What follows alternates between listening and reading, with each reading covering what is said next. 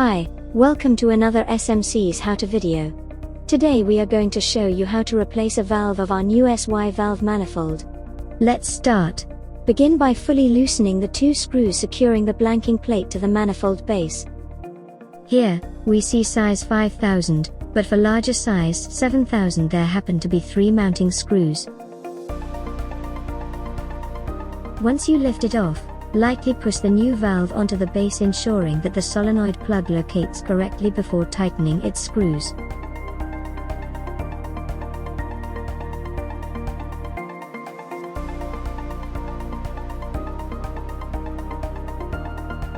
So, you've seen how easy it is to modify our SY valve manifold. Take a look at our other SMC's How To videos to see all the possibilities our products bring to you.